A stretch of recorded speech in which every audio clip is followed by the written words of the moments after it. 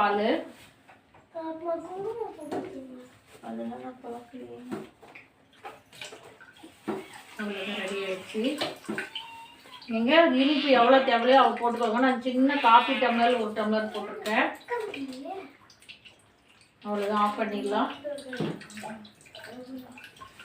சூப்பராக கேரட் கீர் ரெடி. செம்ம வாசனை அந்த நெய்யில் வறுத்ததுக்கு அதுக்கும் சூப்பராக பாருங்கள். குங்குமப்பூ மேலே தூவி பாதாம் நல்லா தூள் பண்ணி மேலே போட்டு சூப்பராக முந்திரி 4 போட்டு அரைச்சிக்கிட்டேன். குங்குமப்பூ போட்டிருக்கேன், பாதாம் நுனிக்கு மேலே போட்டிருக்கேன். வாங்க, சூப்பராக டேஸ்ட்டாக கொதிக்குது. செம்ம சூப்பராக இருக்குது. நீங்கள் இது மாதிரி செஞ்சு சாப்பிட்டு பாருங்கள். இப்போ கேரட் சீசனு நல்லா ஃப்ரெஷ்ஷாக இருக்குது. அதனால் இந்த மாதிரி டைமில் செஞ்சால் ரொம்ப டேஸ்ட்டாக இருக்கும். நீங்களும் இது மாதிரி செஞ்சு குடிச்சு பார்த்துட்டு புதுசாக பார்க்குறவங்களாம் சப்ஸ்கிரைப் பண்ணுங்கள், லைக் பண்ணுங்கள்.